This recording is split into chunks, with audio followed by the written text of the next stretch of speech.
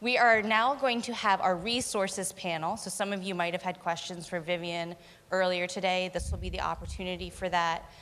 Vivian is actually going to moderate this session, so I will just throw it over to her to explain the format and get things started. Okay. Thank you. Thank you, Gretchen. Well, welcome to the Plant Conservation Resources Tool and Funding. My name is Vivian Negrón-Ortiz, Botanist with U.S. Fish and Wildlife Service at the Panama City Field Office, and I will be serving as your moderator today. We will be hearing 4 presentations, 4 speakers, and but before we get started, I want to take a few minutes of your time. As part of the design of this conference, we want to make sure that we provide you plenty of opportunity for questions and discussions. Each speaker have 10 minutes to present their individual topic, then the panel is open for questions and discussions. Microphones will be available. And where are the microphones, please? You will have the microphone, and Gretchen will have the microphone. Okay. In addition to this, you will find 5 index cards on your seats for your own reference if you prefer to raise your hand and ask your question directly to the panel. Or you can provide the written questions or comments for discussions to your organizers. Specifically, you can provide it to me and to Gretchen. If you prefer the latter, please identify the speaker at the top and jot down your question. Your organizer will collect this after the presentation and distribute to the speaker for the discussion, questions, and answer session. Now, moving along for our discussion and session, please welcome our speakers, and specifically, our first speaker is Scott Wiggers. He will be presenting us on 7A1. Thank you. All right, so what I'm talking about is Section 7A1 of the Endangered Species Act. Some of you have probably heard of the term Section 7, or consultation. Most of you who have heard that are likely feds or state agencies or other folks who have either received federal funding or have required federal permits of some sort. The rest of you who haven't heard about it, that's okay. And I'm just gonna give you a quick disclaimer. This really is aimed at more or less the feds in the room. So I'm gonna run through some things. You can ask me to define some terms if you need to later on. So Section 7 of the Endangered Species Act. First thing you're gonna notice is we're in a plant conference and I have a picture of a bird. As Vivian said, Section 7A1 has been underutilized.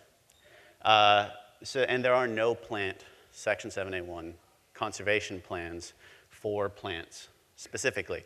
However, that bird is one of the largest and most successful Section 7A1 plans that exist. Actually, probably one of only a handful of 7A1 plans that exist.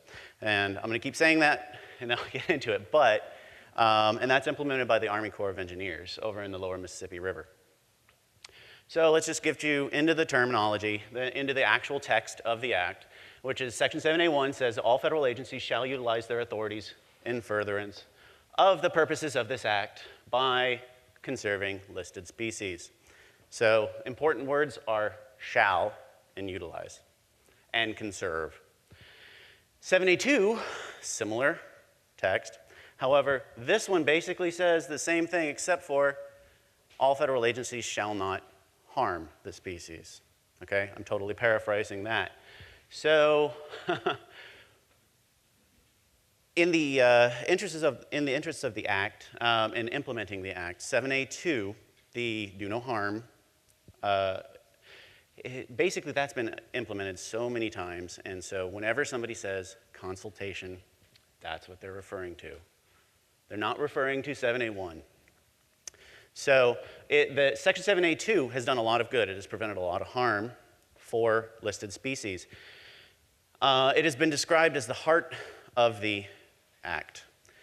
I would actually argue that based on its do no harm, that it's actually more like the kidneys and the liver. It filters out all the bad stuff. The heart of the act, I would say, as far as the federal standpoint, is actually going to be 7A1. It's that conservation part. Why is it? Because that's, if you think about it, 7A1, basically you have your species baseline. It is at best intended to maintain that baseline. At worst, it's intended to not jeopardize the continued existence of the listed species. So you can either keep it the same or you can knock it down, but not too far. 7A1 is taking that baseline, the intent of it is take that baseline and go move that needle up. So now it's basically going to be compare and contrast of these. So 7A1, or sections recovery of listed species under 7A2 is not the intended focus of 7A2. As I said earlier, it is to avoid jeopardy, jeopardizing the continued existence of these species, or avoid adverse modification of the critical habitat, if critical habitat for a species has been designated. The secondary focus is going to be to minimize that. So that's what I was saying earlier, maintain that baseline, not hurt it too much. So whereas 7A1, again, that's the intent of, recovery is the intent of 7A1, and it has been underutilized for all species, not just plants, but in particular plants. So basically this little table here, further comparing and contrasting. So the attributes on the side, a lot of them are going to essentially be variations on a theme. However, what you'll notice, and you may recall from the text, is that the duty to consult, which I actually removed from the text, that's mandatory. That word shall is in both 7A1 and 7A2 language. It's mandatory. Unfortunately, 7A2 has been interpreted by agencies as mandatory, and 7A1 has been interpreted as discretionary. The courts disagree. So it's well established that it is in fact mandatory. How you actually implement it is the discretionary part, because every agency has their own authorities and missions that they can accomplish. 7A1, how you do that, the Act does not say that you as federal agencies must do everything that's required to recover the species. No, it says you just have to do something, and how you do that is going to be limited within the constraints of your agency. So it's discretionary in that respect. For 7A2, you're not going to harm it. That's non-discretionary. The scale is also going to be a bit different. So the 7A1, it's a program-wide. So, okay, let's take that Army Corps of Engineers project for the lower Mississippi River. What is their program? It's to, in a nutshell, to allow transportation to go up and down the Mississippi and flood control. That's the main missions there.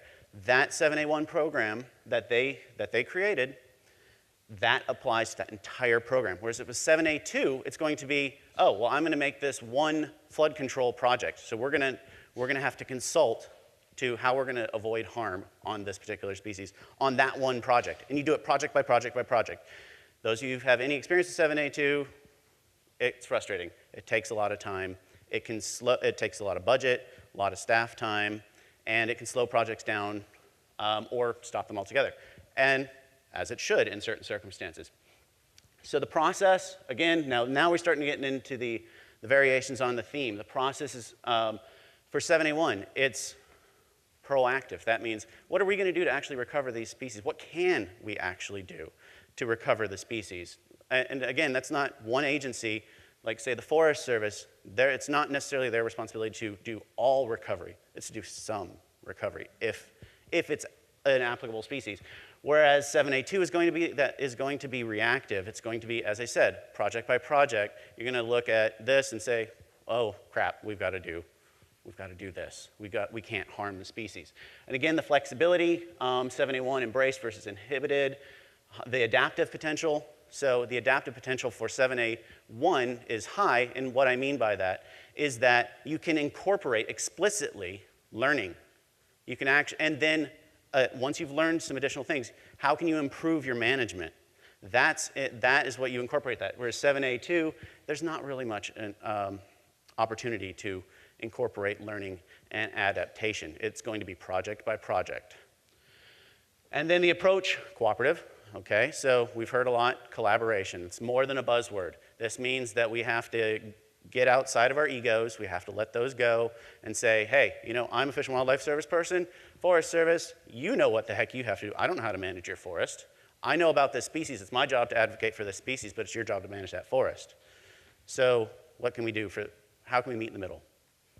And that's basically what it is, recognizing your expertise and cooperating for the benefit of the species. And then the objective, as I said, recovery versus avoiding jeopardy.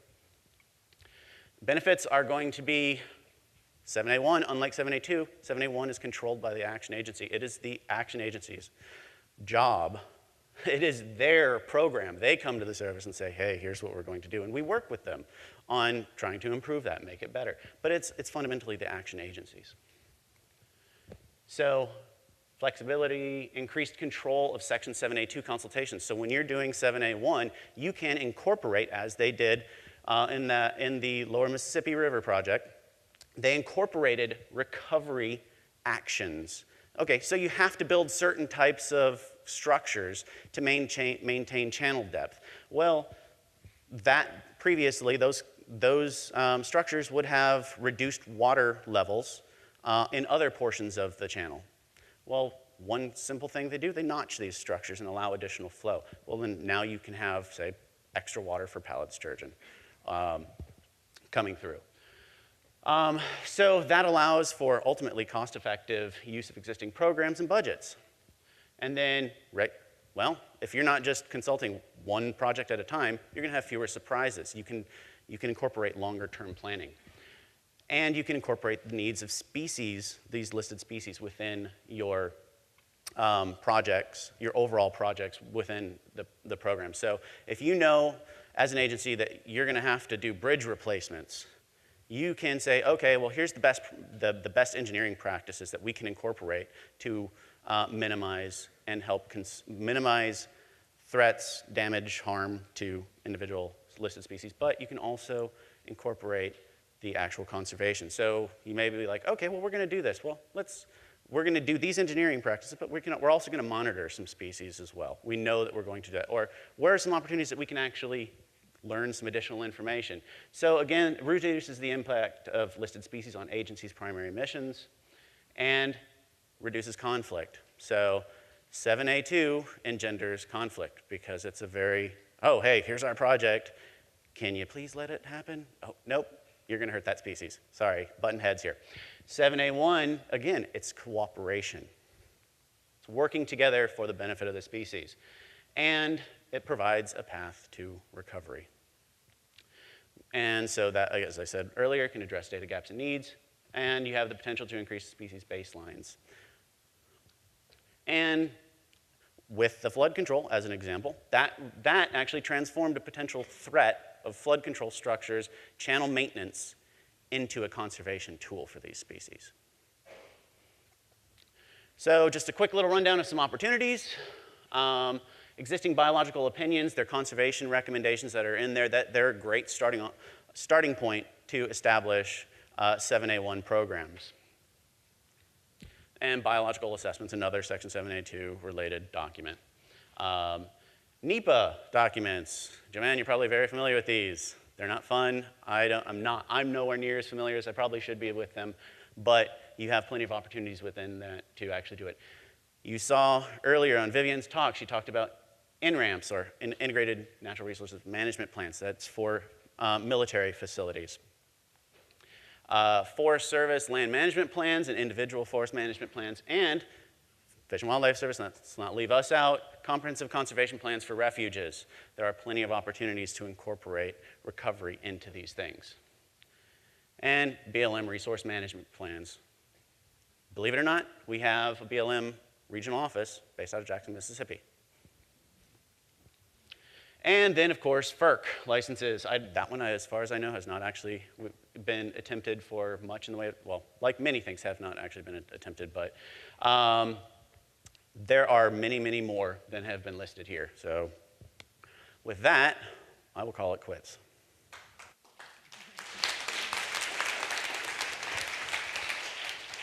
Thank you, Scott. Now, Mike Harris is going to talk about Section 6 and partners funding. Well, good morning, everybody. I'm the at-risk species coordinator for the regional office here in Atlanta, and I want to briefly talk about 3 programs that the Fish and Wildlife Service administers that can support conservation of plants.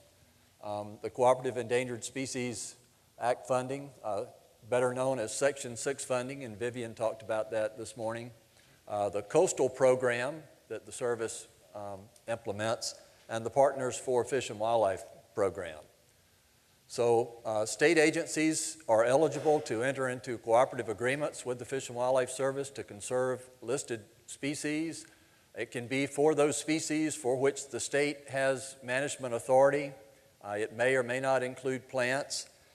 And it's possible to have more than one agreement in a state. If one part of a state has authority for fish and wildlife and another has authority for plants, we can enter into 2 different cooperative agreements. And we've done that for 4 states here in the Southeast. So one agreement covers the plants and the other the animals. A wide variety of projects can be funded through that, surveys, research, implementation of conservation actions, especially those that are identified in the recovery plan for the species. When most people think about conserving listed species, this is what they're thinking about in terms of funding. The challenge is that there's not a lot of money in that program. Funding has been relatively level in recent years. It's not increasing. At the same time, the number of listed species is increasing. So that means that the available funds for any given species are smaller over time. The Partners for Fish and Wildlife program is the program that the service uses to help private landowners do conservation for a wide variety of wildlife species, but it can cover listed species or at-risk species or other imperiled species, as well as any federal trust species. So migratory birds are eligible for projects, and anadromous fish. Each field office has a partners biologist. They implement the program. It funds on-the-ground habitat management projects for private landowners through 10-year agreements. The landowner agrees to maintain that practice that was implemented through this funding for a period of 10 years to make sure that the conservation benefits are worth the investment that we make with taxpayers' money through this program. But it's a great program, especially to deal with species that have limited range, and you can really make a difference for the conservation of that species on private land. So if you're not familiar with this, I would encourage you to talk to your partner's biologist in your state. It is an excellent program, and they're often very creative at leveraging these funds with other funds through the Natural Resources Conservation Service, the various Farm Bill programs. And there's a lot of money in the Farm Bill programs.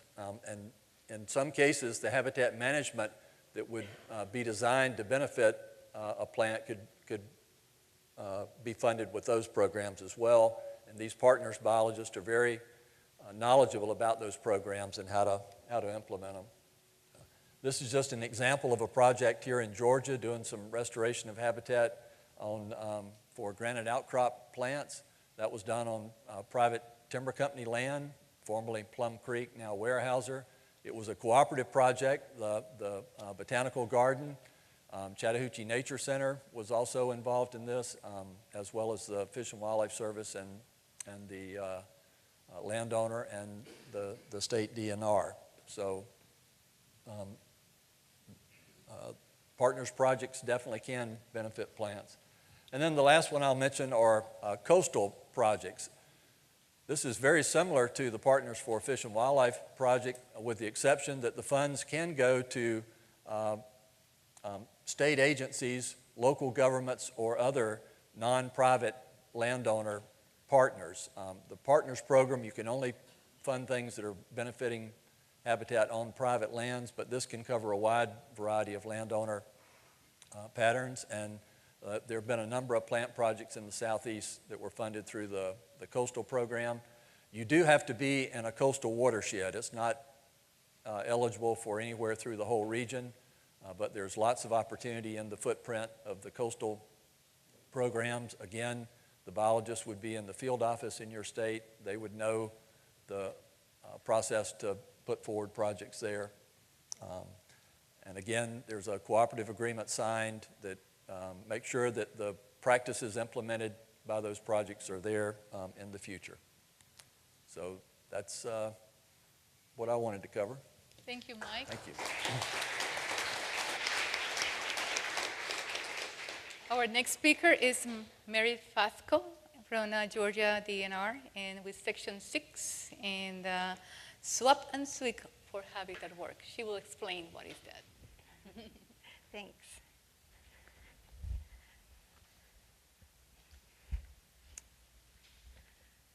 All right, thank you so much for inviting Georgia to the panel discussion on tools for plant conservation. We're really excited right now because last September, the Association of Fish and Wildlife Agencies just presented their first award for plant conservation. So that's a real milestone for plants and wildlife conservation. And the award went to the Georgia Plant Conservation Alliance. It's the GPCA's 40 members ranging from agencies to organizations, botanical gardens, academic institutions that bring together the expertise and the funding and the authorities and the workforce and the camaraderie that it takes to do plant conservation. So it's an alliance that's our best tool. We're also excited because our State Wildlife Action Plan revision was just approved last September. That's another tool we have to use for plant conservation. The State Wildlife Action Plan, or SWAP, brings together the plant conservation entities from around the state to use the best, most current science available to identify priorities for conservation. Members of the GPCA served on our SWAP plants technical team that identified the plant species of greatest conservation need, and they're implementing the actions that need to be taken to conserve them and restore them and help stop their decline. And we're well positioned to do that in Georgia because the management authority for plants resides within the DNR. The Natural Heritage Program resides within the DNR. And Georgia's statutory definition of wildlife includes plants, not just animals. And then we have the GPCA to help develop, revise, and implement our State Wildlife Action Plan. But State Wildlife Action Plans can include plants, regardless of which agency has management authority over plants, and regardless of any limitations on state wildlife grants or Section 6, because SWAPs are plans for the entire state. They're plans for all at-risk species on all lands, public or private. And that's why they're developed in partnership with federal and state agencies like the Fish and Wildlife Service and the Forest Service, and organizations like TNC and Botanical Gardens, academic institutions, the public. Actions identified in the State Wildlife Action Plan can be implemented by any entity using any funding source. So SWAPs do not have to be limited by management authority or limitations on particular funding sources. In the Southeast, the states that do include plants in their plans are Missouri, West Virginia, Tennessee, Georgia, Louisiana, and Puerto Rico. Did I forget anybody? Because that information was based off of a survey by the Association of Fish and Wildlife Agencies, and I don't think they received feedback from every state, so there may be some states missing there. But it's a good list. We've come a long way since the 2005 version of the plans, and NatureServe was one of the organizations that took the lead in helping states to incorporate plants into their plans. And I believe they stand ready to continue to help other states incorporate plants into their plans. Another tool we have for plant conservation is candidate conservation agreements, or CCAs, to help preclude the need to list a species. So, for example, the development of a candidate conservation agreement for the Georgia aster was developed in 2014, and as of 2014, the Georgia aster is no longer a candidate. So we can work with the Fish and Wildlife Service to get these agreements into place and facilitate the work that needs to be done before species decline to the point of needing protection, or to perhaps find populations of species that we didn't know were there before.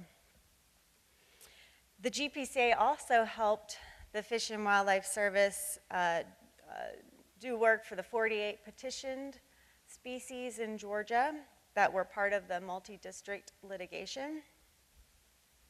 Oh, and by the way, we can be really proud as Southerners that we developed here in the Southeast the methodology that the service adopted this year for their national listing work plan.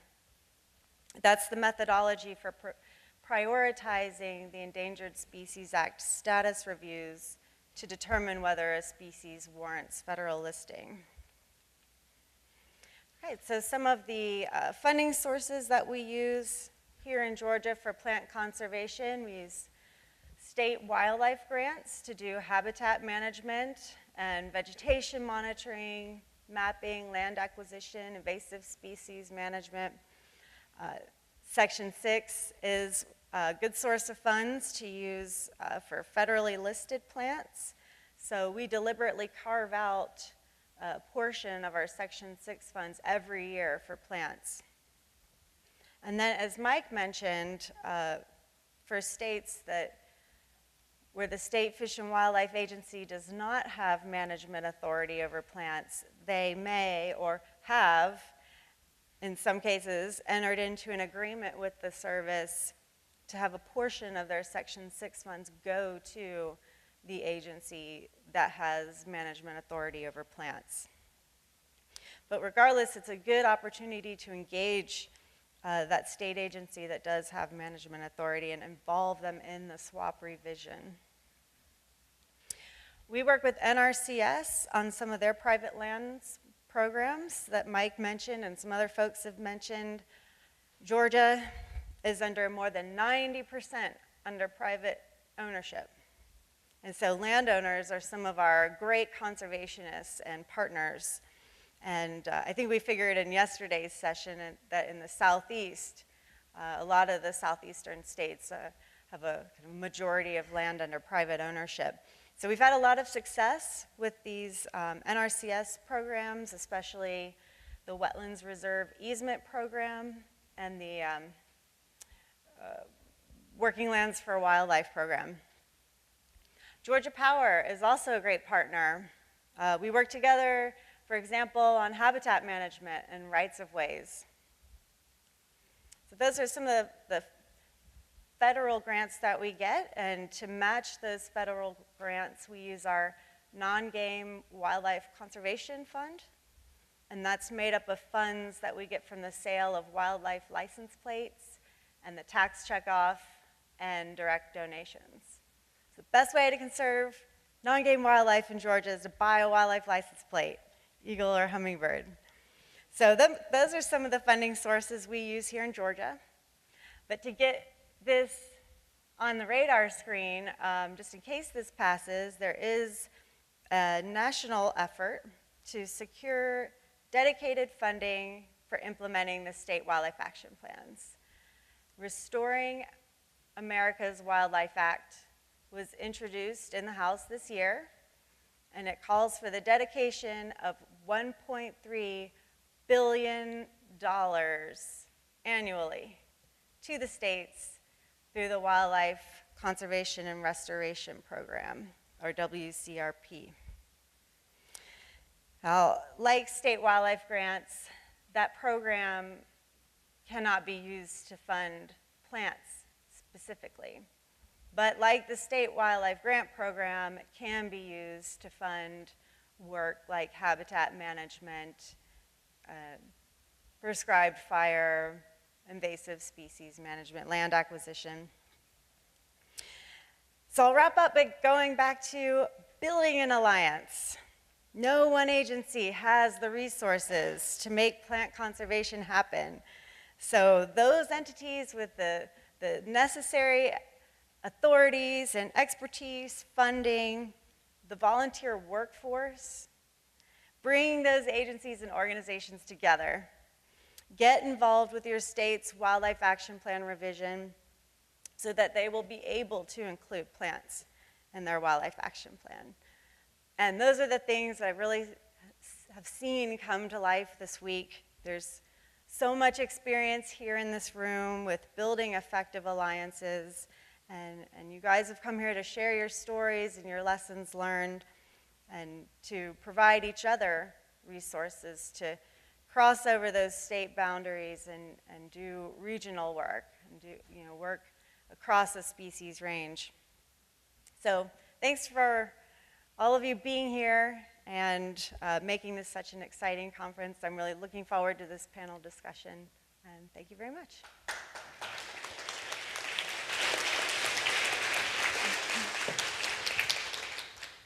Thank you, Mary. Our next speaker is Joanne from US Forest Service.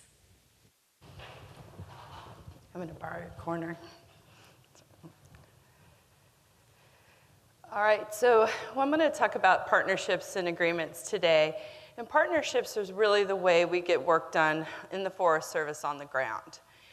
And I really just want to talk about how we document and the mechanisms we use for those partnerships, and in some cases, how we fund those activities. And there's a wide diversity of grants and agreements that the Forest Service has and tools that we can use, but I'm really just going to talk about the real small set that I use as the botanist for the Forest Service. But I'm going to back up a minute and talk about MOUs, or Memorandums of Understanding.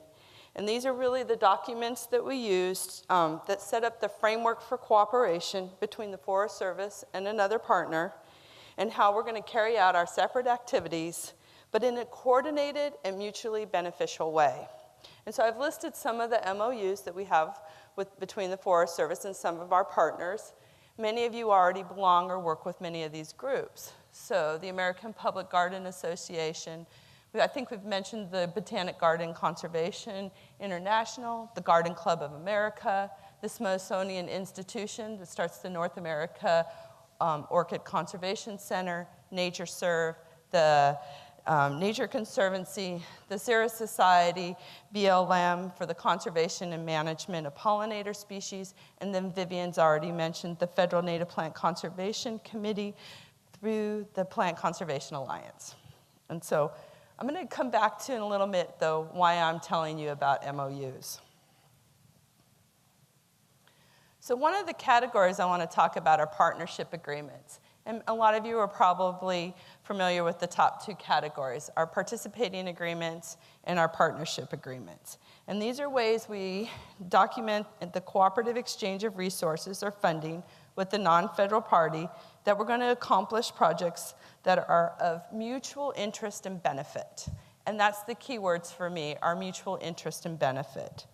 And so as a program manager, when I look with a partner, we're looking at something we want to do together, I kind of ask myself 4 questions. One, does the Forest Service have the authority to do the type of work that we want to talk about? Do we have the money that's been allocated to us to do the activities that we're talking about? Do we have a need for the project at this time? And so that's really important. And then do I have a tool that'll let me move the money to you? So one reason I mentioned those MOUs is because we have to document that mutual interest and that mutual benefit. And those MOUs are great documents that set up the framework that we've already talked about on how we want to work with our partners. We've already decided what are those activities that are mutually beneficial. And that's kind of the larger umbrella that we can then set up some of these participating agreements and challenge cost shares. So one of the last one I listed under the partnership agreements is our stewardship authority. And so the Forest Service can enter into agreements and contracts for stewardship. And that allows us to exchange goods for services and exchange funds for services, or a combination of two. And how you usually see this implemented is we sell timber, or the partner will sell timber, and we'll use those proceeds to do service work on the ground. And we can do a large set of activities with watershed restoration, habitat improvement for wildlife and fish, and my favorite, invasive species treatments. And the Southern region leads the agency in completing activities such as enhancing wildlife and fish habitat, prescribed burning, treating non-native invasive species, and improving water quality, with over 80,000 acres treated in fiscal year 15 alone. And so this really is the tool that we have to get work done on the ground. So we have, in just the Southern region, have done over 100 stewardship proposals since we've had that authority. We have several master agreements that we can use to do this. Trout Unlimited, the Nature Conservancy, Longleaf Alliance, the Gruff Society, but by far our biggest partnership is the National Wildlife Turkey Federation. And so we have the most agreements with them. And they're actually been a partner that we've used to do rare plant work on the National Forest. We didn't use our stewardship authority, but we did use the grant program with the Turkey Federation. And although we got a grant to create some open forests, to do some selected tree removal, and we benefited turkey, we benefited deer, and a whole bunch of ground nesting birds. But we chose to do the project, and when we wrote the grant, we chose to do it where Georgia aster and the listed smooth purple coneflower existed. And so we really were able to use our partners and use our funded sources to do really good rare plant conservation on the ground. And so that's about all I'm going to talk about stewardship agreements. There's a lot of depth and understanding in how we use those, and if you're interested in them, it's really good to contact the forest in your state that you work with. And I'll back up a minute. We do have a stewardship agreement that we're starting to look into different ways to implement that authority. So one of the ones is we do have a master agreement with the Atlantic Botanical Garden, and we're starting one with the State Botanical Garden as well. And what that agreement does is lets us use some of these proceeds or funds to do service work on the ground, but they're specific for rare plant conservation. So how to all the way from growing the seed to putting this plant material back out in the ground and habitat improvement. In the State Botanical Garden, we're just focused more generally on native plant restoration. So these are really new tools that we're trying to implement, look at what we have and how we can apply them better for conservation. So the last, I have to make sure I have my definition right on that one. So Good Neighbor Authority is a new tool we've gotten in the Farm Bill and through the farm bills and through the appropriation legislation. And it allows the Forest Service to enter into cooperative agreements and contracts with states and Puerto Rico, and it allows the states to perform watershed restoration and forest management services on National Forest Service land. So in the South, we've already started Good Neighbor Authorities in Georgia, Texas, Alabama, Florida, Cherokee, and Kentucky. And so those agreements are, we've only had them for a couple years, and so really it's a lot like stewardship where you can sell timber or we can give funds to the state agency and then they can do service work in exchange. And again, it's a new authority that we're trying to find new ways to implement in creative ways. Allegheny National Forest just entered into an agreement with Pennsylvania where Pennsylvania will be doing aquatic surveys for them. And so this isn't just restoration work, there's a wider breadth of work that we can do underneath these new authorities and this new agreement with the states. And with there, I will open, I think we're ready for questions. Thank you, Joanne. The session is open for questions. Sorry. The Good Neighbor Authority, does that apply to an entire watershed or can it apply to just a portion of a watershed, specifically small sites in a watershed, like you know probably what I'm talking about, like the Hale Ridge project? That would be a bog, a water, a wetland project in the Savannah drainage. Is that something that could work through that program, or is that too small to be considered? No, there's no limitations on that authority on the scale of the project. And so often, these agreements typically aren't very small and focused. And so it may be a lot of work that needs to be done through the watershed, including rare plant work. There are limitations on the type of work we can do and where we can do it, like wilderness. But generally, the scope, like you're talking about, wouldn't be a limitation. And it doesn't provide any funds, and NEPA still has to be done, so that's really the hard work, right, with all these projects is funding in NEPA. NEPA is one activity that can be funded through to the state to get this done. What are the limitations?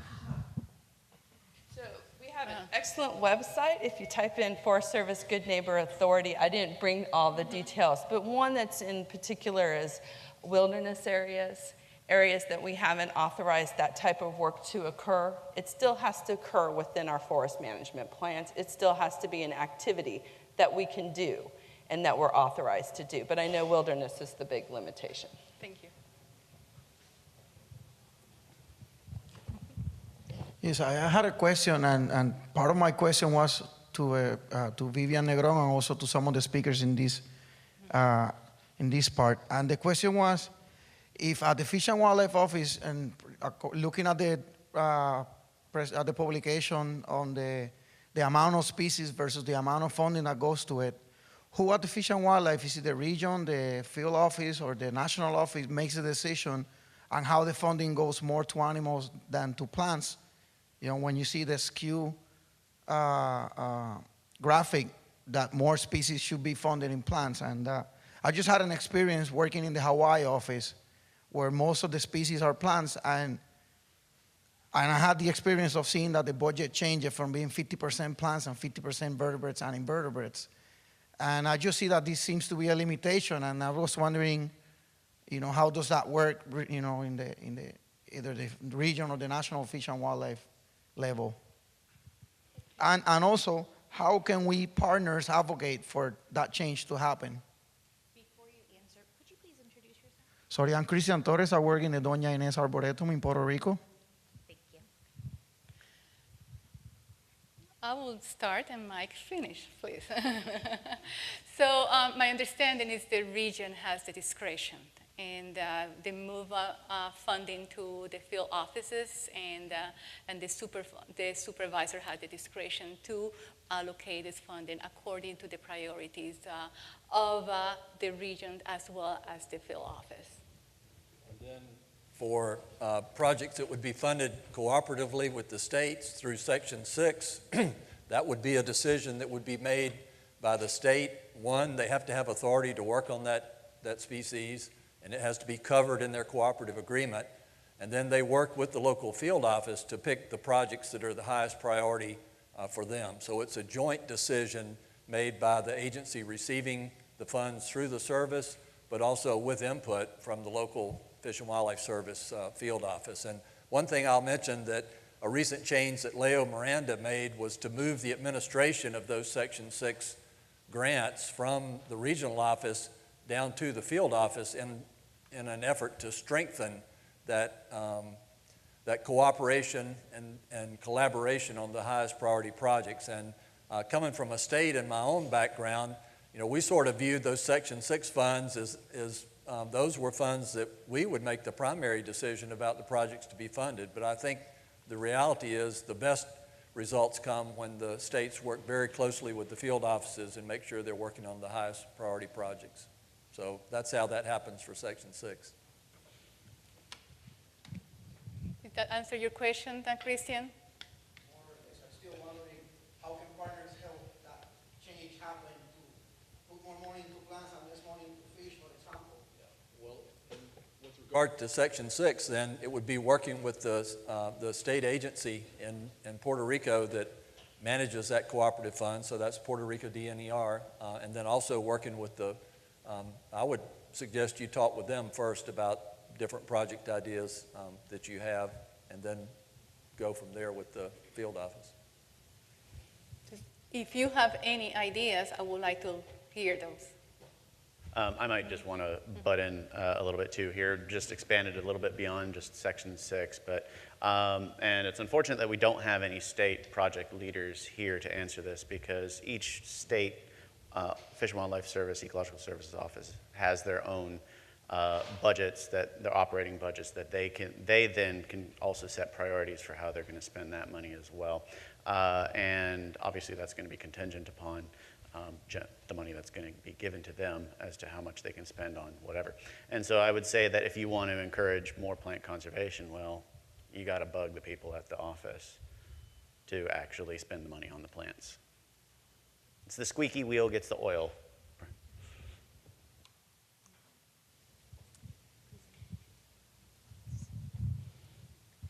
Hi, my name is Lisa Cruz, and I'm a botanist with Department of Natural Resources, Nongame. I have a similar question about advocating for changing concepts for funding.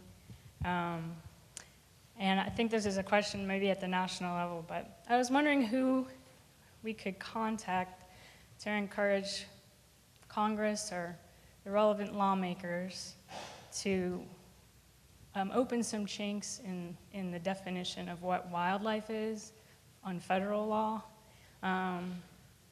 Are there any upcoming opportunities where that might be reevaluated, possibly with a new effort to get additional funding for wildlife? Are there any other ways you can recommend to work towards changing that definition on a national level? That is a great question. I don't have an answer for that.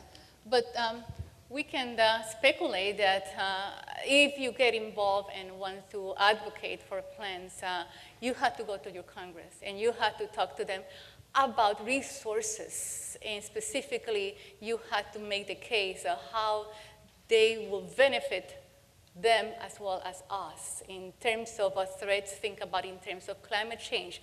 Plants are the regulators of a climate, and move your ideas into that direction. But I would suggest go to your Congress and advocate for our resources. That's one way to do it.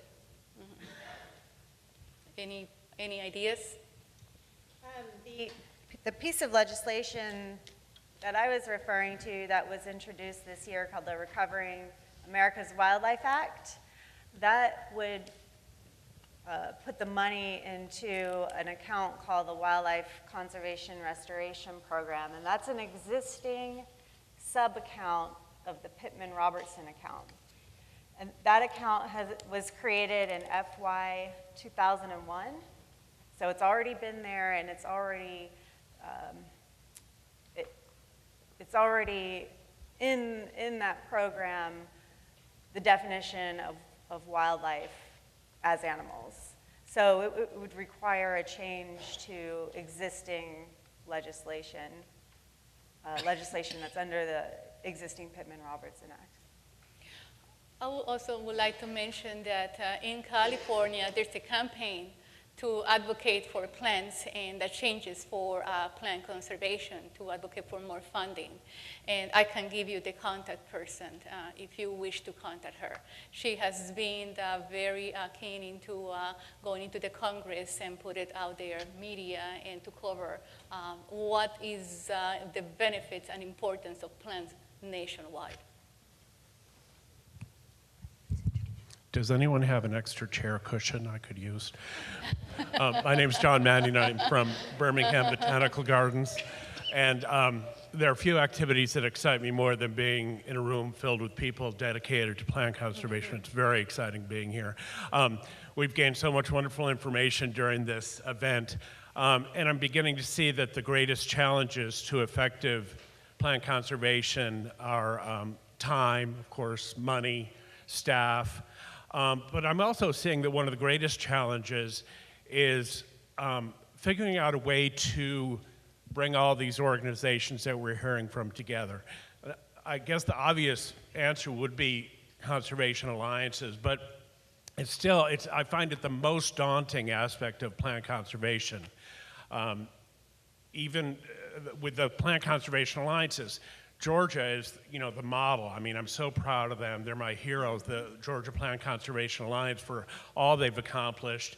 In Alabama, we're working on it. We've got a long way to go, but I still am not. I'm looking for advice on ways to bring all these organizations together. Even with the Plant Conservation Alliance, you know, you have meetings a couple of times a year. Some people come, some don't. So ways to tie all these different organizations together, I find the biggest challenge. So any words of advice to address that would be appreciated. I can appreciate that, and that's why the GPCA amazes me so much that they have 40 plus member organizations that work together so seamlessly. I've never seen it done. So it is an amazing feat. I don't know how they do it. Maybe some of the members that are here in the audience could speak to some of the challenges that you raised and how they overcame them. But I think they have, and yeah, so the originators of the GPCA are here, and they have a really inspiring story if they want to tell it. But just finding those connections, I think starting, if you have plants in the Wildlife Action Plan, starting there, priorities have been identified. They've worked with a lot of partners to identify what those priorities are, what those species are, so you kind of have base to work from, and you know what you need to move forward and find the organizations that are able to do those actions with you. So starting with the Wildlife Action Plan is a good place. But did anybody else from the GPCA want to provide the story? Oh yeah, I have a microphone. I'm Jennifer Seska. I work for the state. Oh. I'm Jennifer Seska. I work for the State Botanical Garden of Georgia, and I'm the GPCA coordinator. And tomorrow is about conservation networking, exactly what you're asking about, John Mannion. We have guidelines, we have resources. State Wildlife Action Plan tells us projects that need doing. So how do we get there? How do we get the network and keep driving it? Quickly, a coordinator to push and drive the projects, someone who is tracking all that data in a database, project leaders for each project who drive their team, and then something that's been evolving within Georgia is that the project leaders are not all species-driven. Henning moved us here. They're region-driven, so you're going to do field work. It's a 4-hour drive. Then you're going to target, based on your expertise and your passions, Northwest Georgia. My passions and expertise and resources with my team at State Botanical Garden, Piedmont and Lower Appalachians. So as teams, we're dividing among regions within our base. That's helping because time and money and field work is it's important to be out there, but dividing yourselves within your state is starting to help us get more work done. More tomorrow. Thank you. On the same topic? Mincy Moffitt, Georgia DNR, botanist. It's very important, it's critical to have the state be an active part. And that's challenging when your state doesn't do plant conservation. It's one of the 3 major legs of the stool, which despite what Jenny showed yesterday, it actually stands up. And it's critical. And I'll talk more about it tomorrow, but I know that about 2/3 of the states that are in the SePPCon footprint don't have the advantages that Georgia does. And it's going to be about how you can overcome that, because if it's a state PCA, then the state is the basic unit of governance, right? You've got to have the state with the regulatory authority weighing in on it. It's both the carrot and the stick. The state is critical. So it's going to be about figuring out ways to get those people involved, even though they don't, their boss isn't telling them to do it. You've got to figure out a way to make it in their interest. So there's a way to do that, and we can talk more about that. I'm Amy Highland. I'm from Mount Cuba Center in Delaware, and I'm sorry to take the conversation back a notch, but I wanted to mention really quickly that there is some legislation proposed. It's called the Botanic Services Act.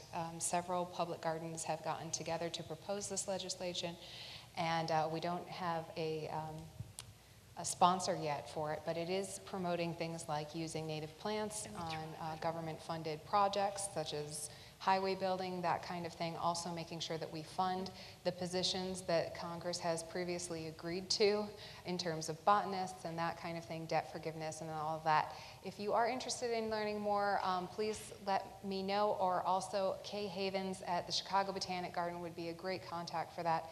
I just wanted to let you know that there is definitely something in the works already, because we agree as Botanic Gardens that we need some government help in supporting these things.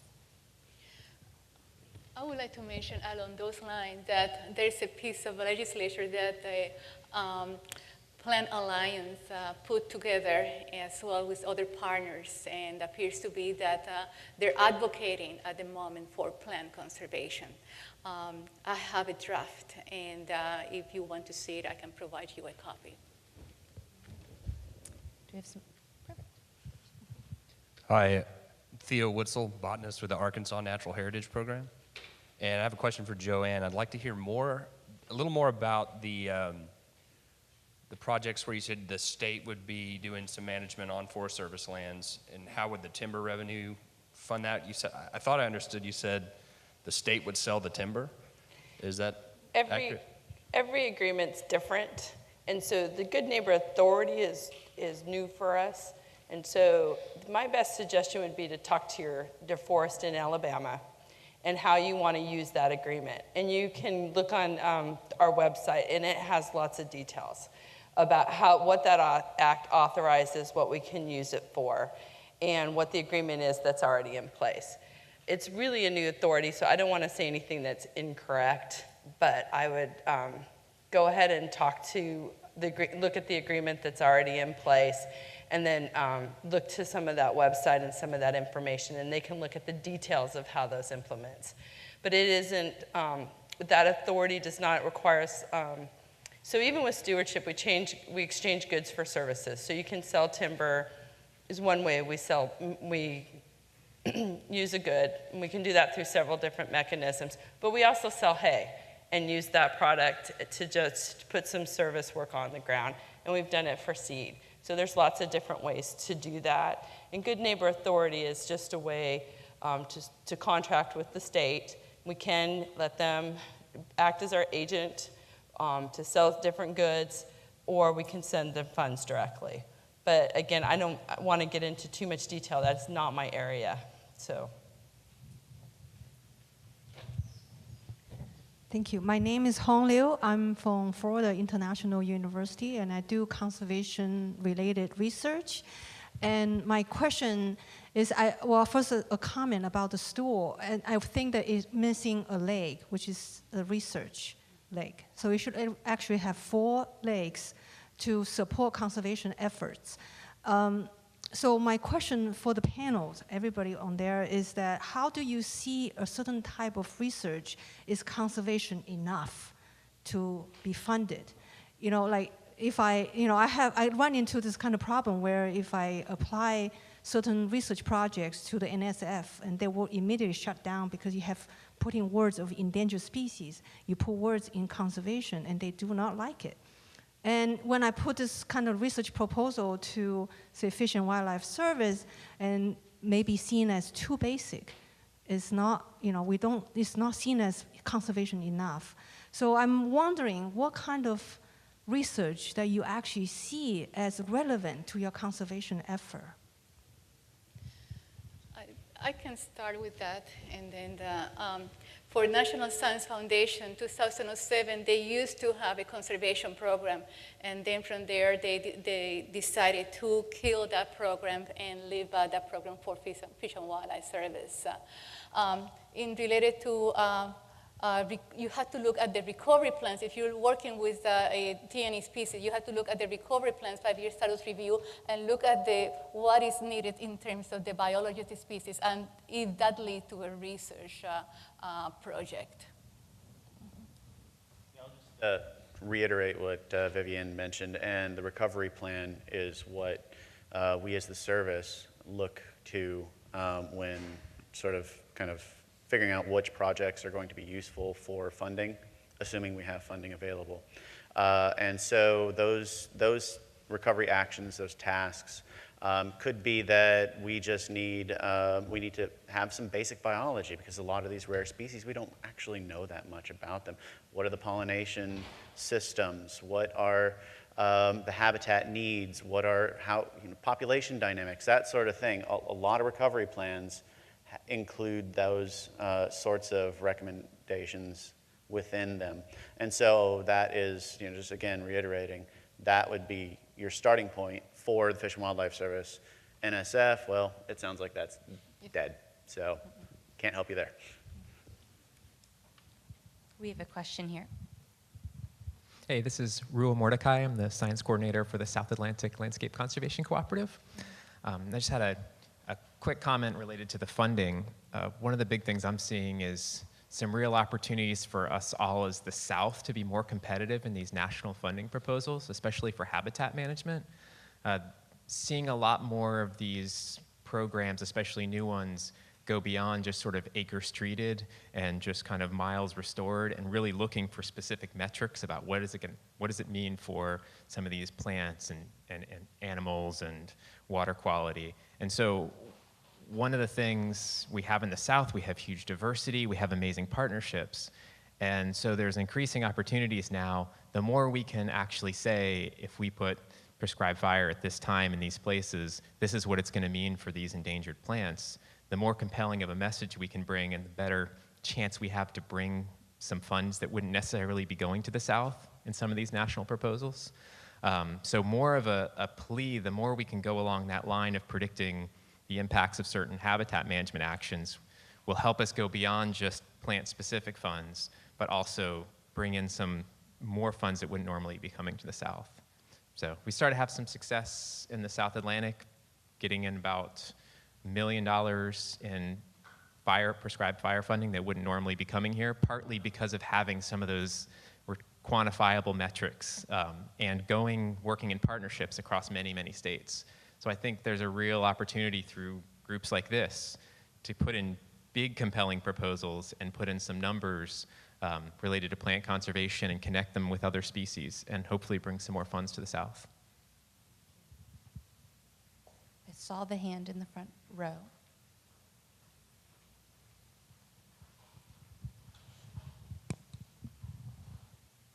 Yeah, I'm David Gorchov from Miami University in Ohio, and this is a partial answer to your question about research funding. The NSF grants, you're absolutely right. You have to make the case based on basic science.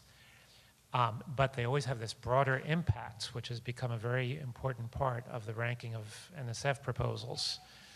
So you could take advantage of that Stokes diagram that one of our speakers had this morning of basic research that has useful outputs, and make the case this is a really interesting research project for basic science. Oh, and by the way, it's on this endangered species that if we answer this, it'll have this broader impact of helping to recover the species.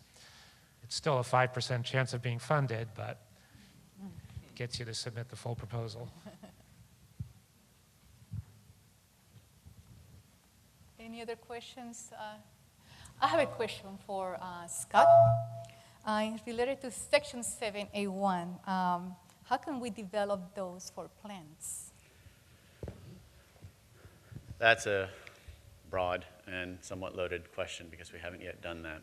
So let's just think about what it is that we need to know. So basically, basic elements that we're going to need in these plans is, well, first of all, each agency needs to describe what its authorities and primary missions are. And within that, because the Endangered Species Act does not confer additional authorities onto these agencies. Basically what it does is it authorizes them to use their existing authorities to conserve the species. So as Fish and Wildlife Service, I don't know what those authorities are.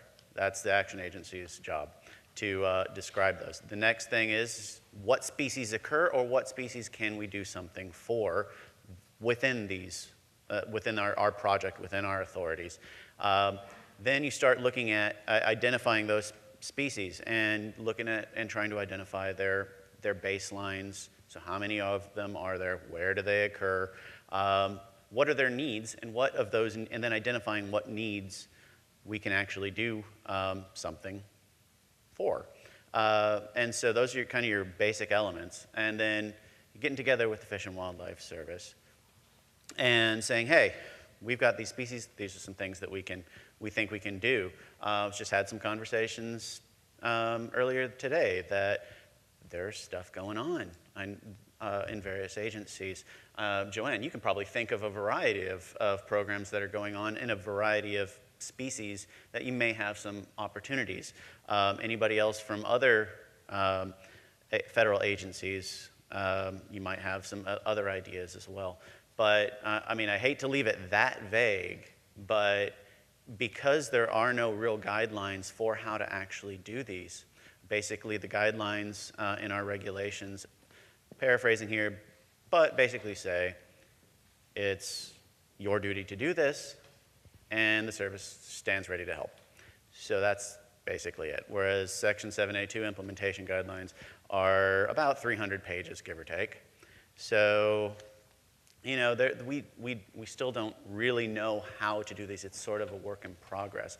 And I would argue that the lack of formal regulations, formal guidelines on implementing 7A1 actually provides opportunities for flexibility, for innovation, in doing some really cool things for plants that if we actually had the formalized guidelines in place, we may not be able to do. Once it's formalized, then it limits flexibility. So, not the best answer, I understand.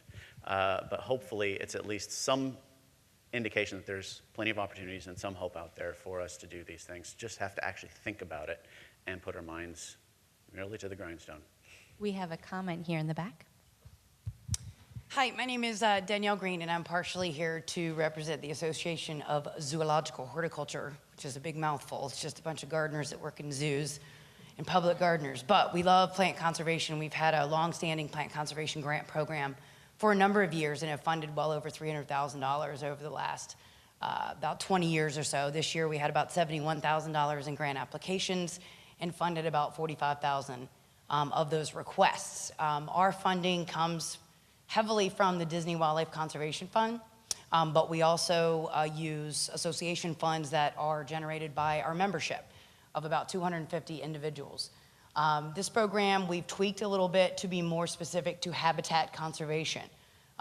We of all people know how it is to be, we wish we could be animal blind, but we're the plant people in zoos, so we're constantly beating the drum trying to get these folks coming to a conservation organization to see that plants also suffer from the same conservation needs that animals do. So we focus very heavily on supporting projects that include the broader sense of habitat and ecosystem conservation. We funded GPCA a number of times. I was at Zoo Atlanta for 14 years prior to moving down to Naples. So we worked very heavily with Rus Machoii and a number of other habitat conservation projects. Now that we're down in Florida, we range projects all over the world. We've got international projects. We have a Keystone Grant project, which is a $15,000 3-year program. We only require membership. It's pretty modicum investment. So I encourage all of you to check out our website. It's azh.org. But we funded a number of different folks in this room, and I just want to make sure that everyone is aware of our organization and the support that we can provide. Actually, we have another comment. Hi, I think it was Vivian that showed native pollinators, the big emphasis on pollinators that's going on with both Interior and Department of Agriculture. And one of the thoughts we've discussed at various at-risk species workshops is while that's sort of a broad brush thing, and certainly we're very concerned about the status of some individual species of bees and so forth, it seems like this is an opportunity here, maybe in the breakout for reproductive biology, to think about which plants do we depend on pollinators for that are most imperiled, and then go from that direction, because I'm not seeing that necessarily coming from the pollinator direction of bees being able to identify where the most critical issues are. But I think from the plant perspective, And this group in particular could really zone in on some really top priorities for making sure we've identified key pollinators or where we lack the knowledge of key pollinators, and then tie into maybe some of those funding opportunities. Any thoughts from our panel about these last two comments before I allow another question? I think for the pollinators, a great way to think of it's also what pollinators, the plants need pollinators, but also the plants that are needed for pollinators. And so what are our rare species? What plant material do we need to develop? And that is something that both the agencies and Department of Interior and Forest Service are really thinking about, is what are those species just to support the habitat. But we also look at what are the rare plants we need for pollinators and what are the common plants we need for pollinators. So it's also not just thinking about the pollinators themselves. Here's a new question. Hello, my name is Stefan Bloodworth. I'm the curator of the Bloomquist Garden of Native Plants at Duke Gardens, and I'm responsible for building gardens. And I work at a place where over the past 10 years we've been able to generate a lot of interest in building what you might call conservation collections, so gardens meant to interpret conservation issues. And I mean, we've had a great response from donors. You know, in between $300,000 and $400,000 in the last 10 years. And then those donors are getting interested in, okay, so you've built your physical garden, you've built your interpretation, what's next? So the next thing that seems to me would be to leverage the charismatic donor focus at botanical gardens and be able to kind of branch out into research and conservation outside of the physical gardens.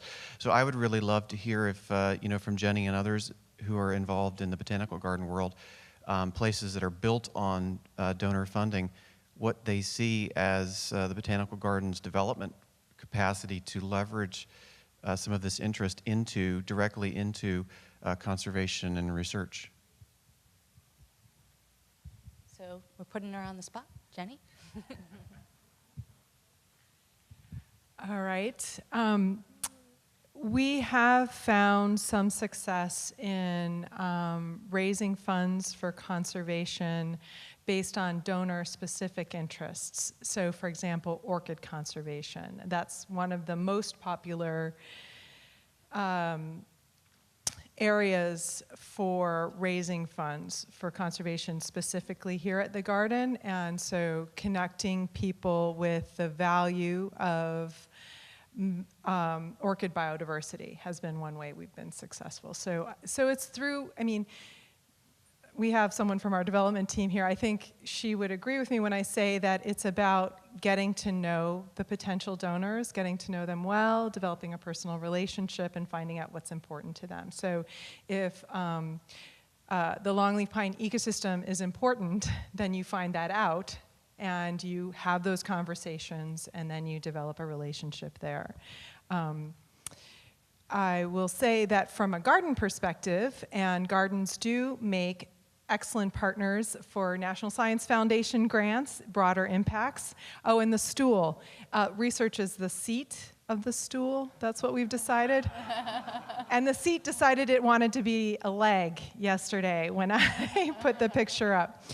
So gardens make great partners for those for NSF grants.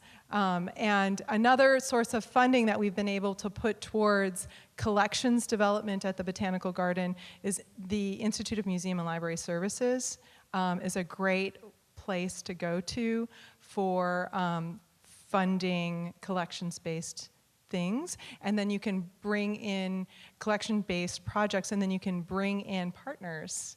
And they have a conservation program too, which is both conservation of collections, but it can be put towards conservation projects as well. Another funding source I don't know that we've talked about yet today is the National Fish and Wildlife Foundation.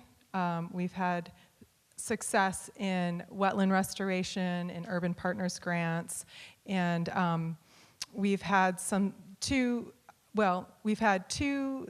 specific species-based projects. Well, three projects from National Fish and Wildlife Foundation that benefited Platanthera integralabia, Georgia aster, and Alnus georgiana.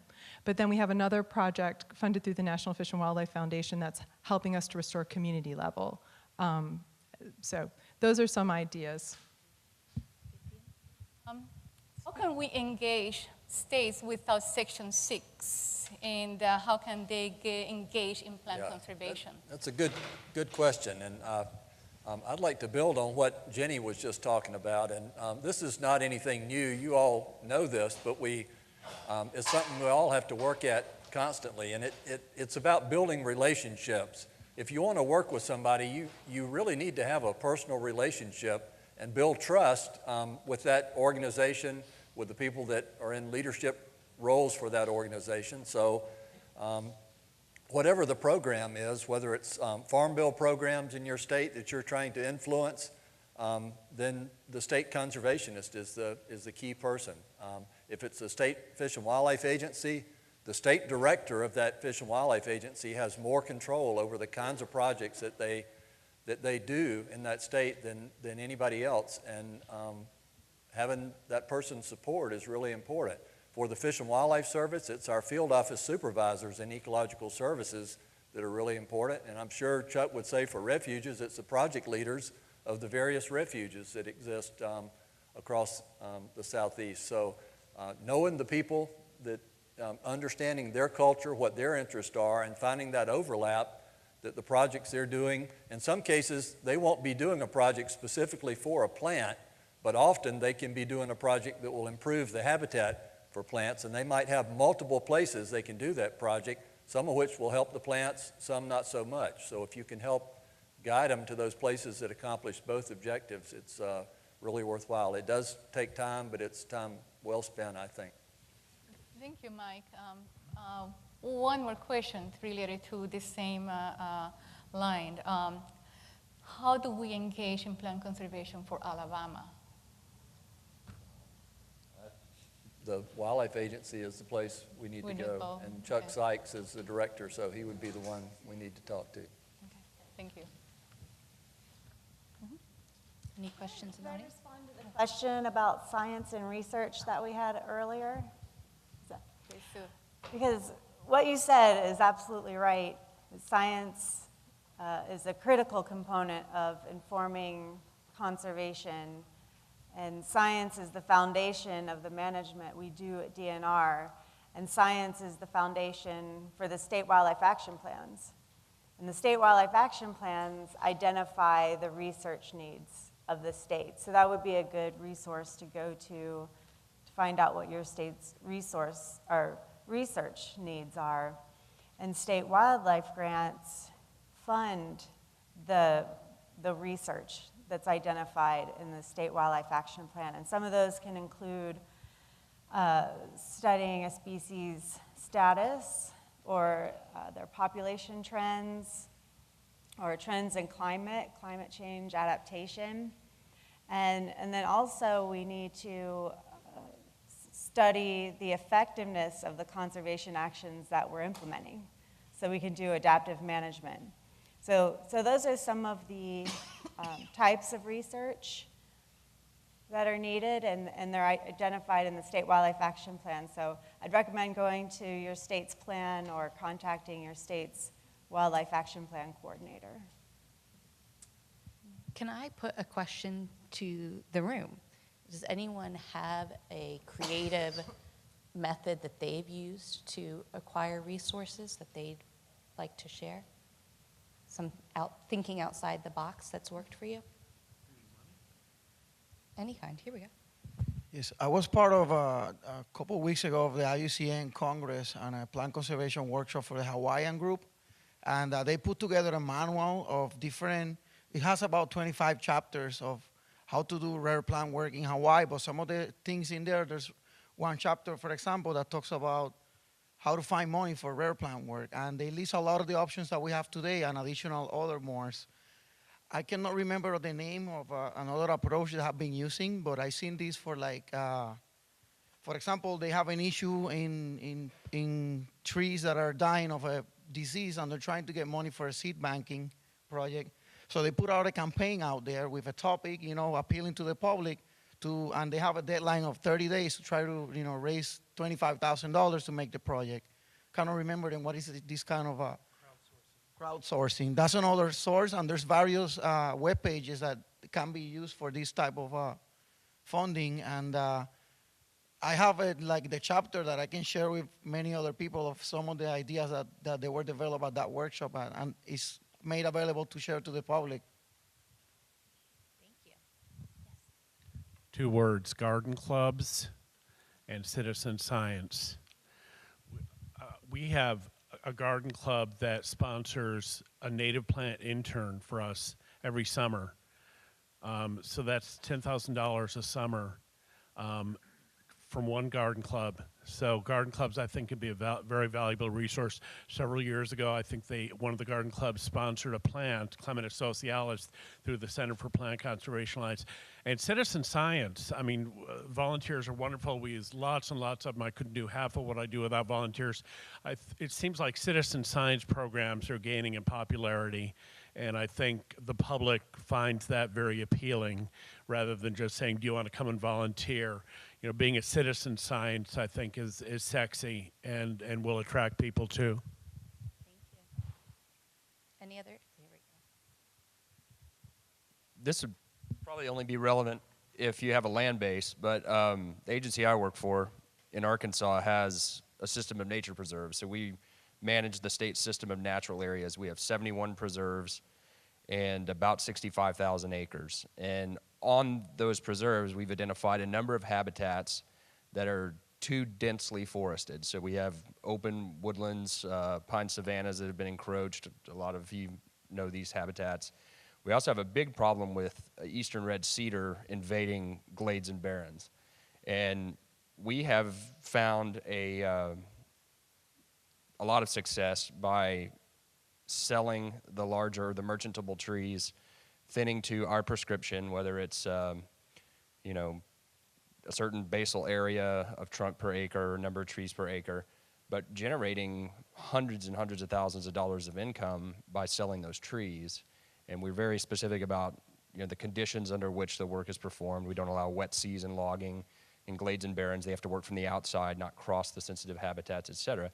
But we've taken that money that we've generated and put it towards funding the work that costs a lot of money, whether that's prescribed fire or thinning of understory. We use a timber grinder to come in, and some machines with the teeth on the front and grind up a lot of the understory. We've restored hydrology at a few sites, but we use the money from the timber sales to then fund the work which we don't have funding for. And with a lot of success doing that. So that's something to consider. If you have habitats that are too dense, you can fund other things that way. Before I put it back to Vivian to ask a question to the panel, any other stories? I see ya.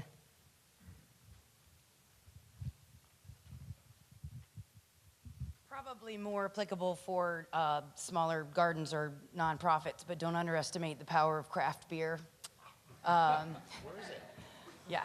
So we partnered with a local brewery that opened up down in Naples on a Uno ale named after our famous local Florida Panther that we have on exhibit at the zoo. And we received an enormous amount of funding in a very short period of time. It was the busiest day they've ever had.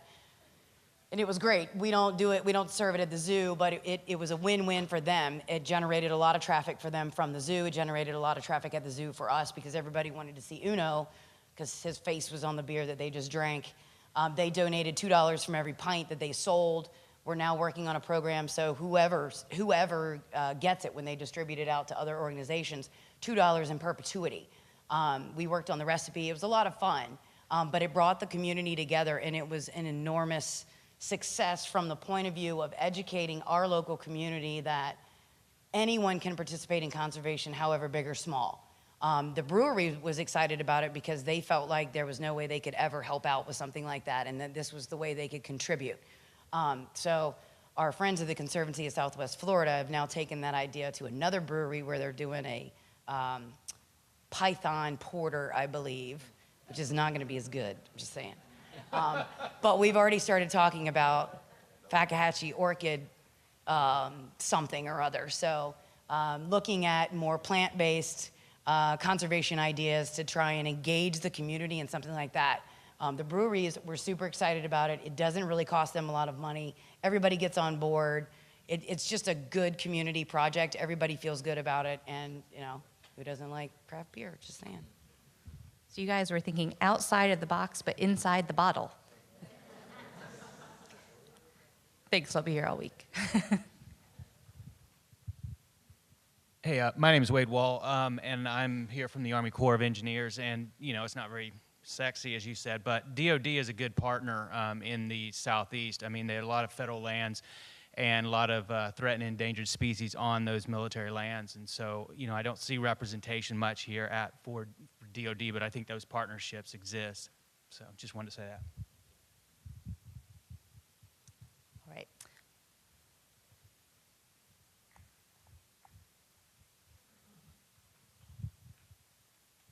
Christian Torres from Luis Muñoz Marine Foundation.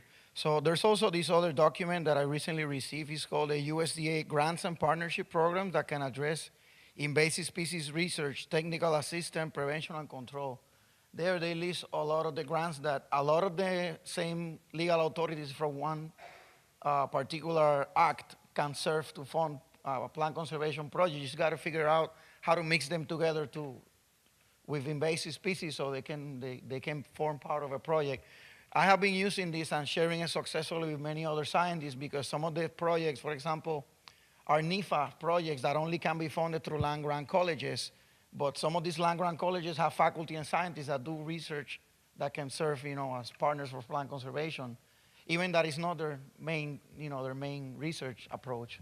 But it's another tool, and it's available on the invasive.gov webpage, and you can download it there. I wish many other federal agencies will have this same tool so you can know all of the grant opportunities rather than going to grants.gov, which is very complicated sometimes.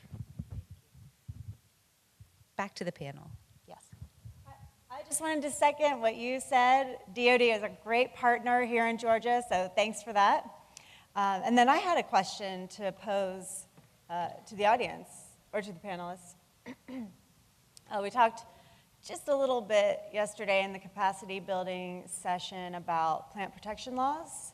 And in Georgia, our at-risk plant species are protected under the Georgia Wildflower Preservation Act.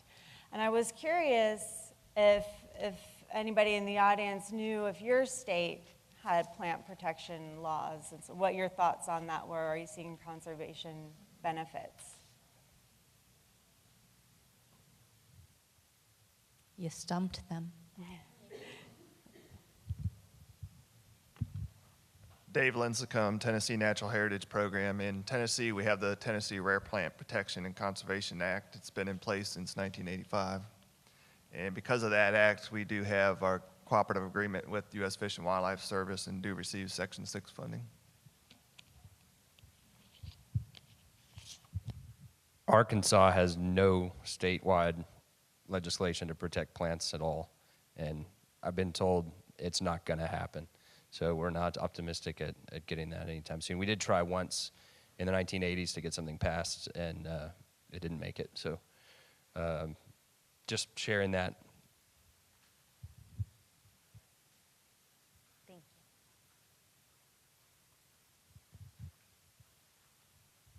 I'm Leslie Stark. I'm with the North Carolina Plant Conservation Program. And North Carolina has the Plant Conservation Act, which was enacted in 1979, I believe, and that did a whole lot of things, including creating the Plant Conservation Program. And so we have quite a lot of success stories from what we've been able to do through that act.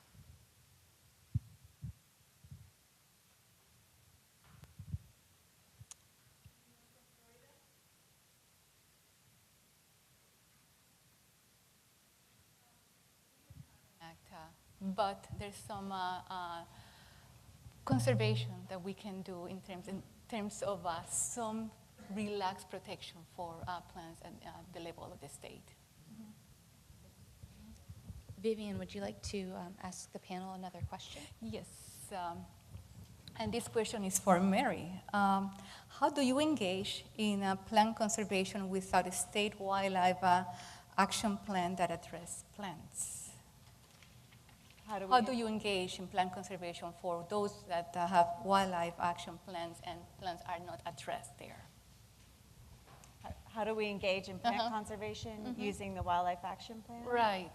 Well, we have included plants as species of greatest conservation need. They're kind of, that's what the plans are centered around, is that list of species. So we have the Georgia Plant Conservation Alliance, or members of the Alliance who formed our State Wildlife Action Plan Plants Technical Team. And they got together to identify that list of plant species of greatest conservation need, where their priority habitats are, what are the threats to those species, and what are the actions that we need to take to conserve them.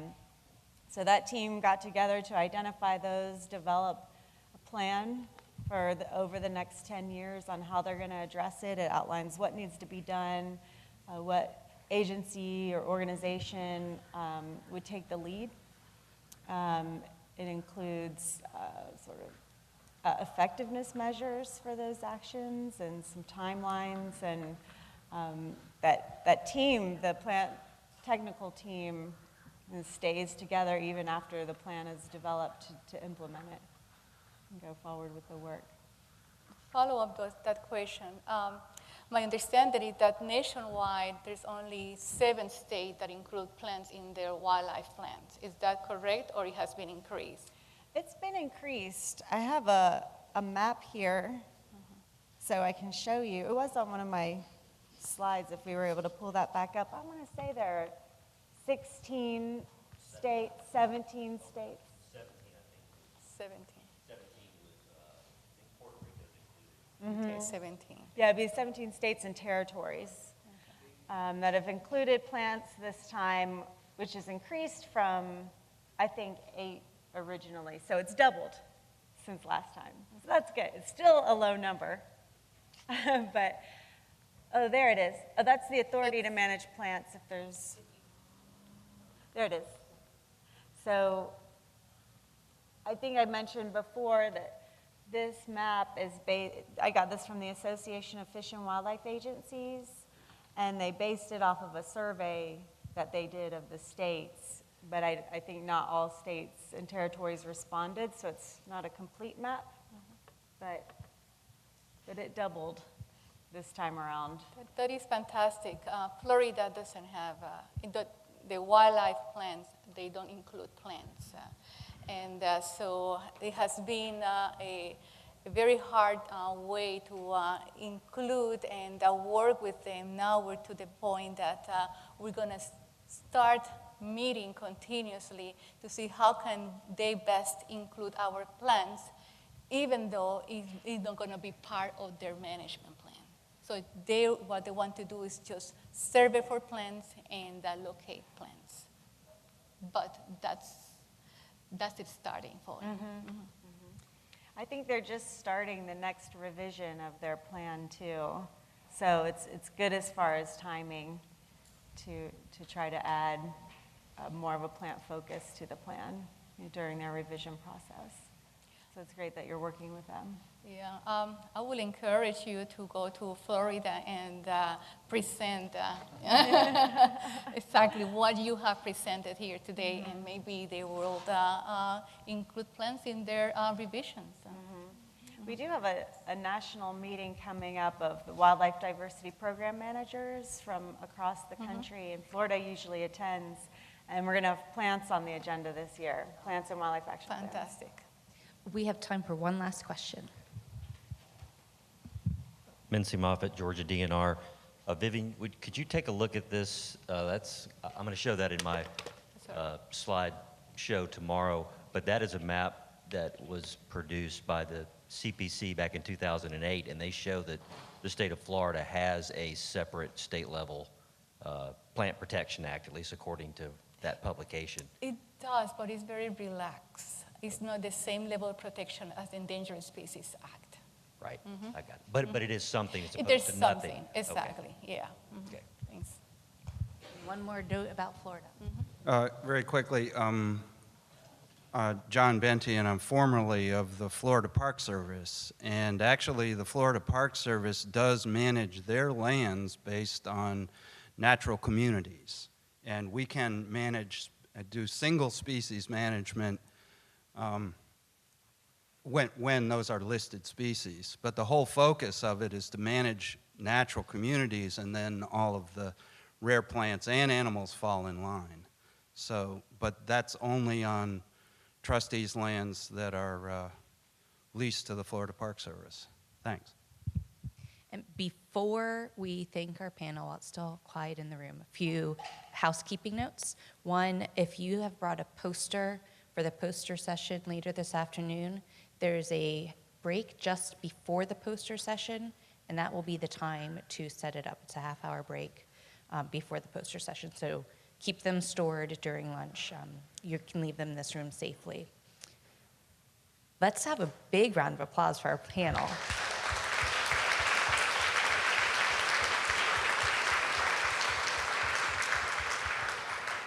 Thank you so much. Thank you, Vivian, for moderating. That was wonderful.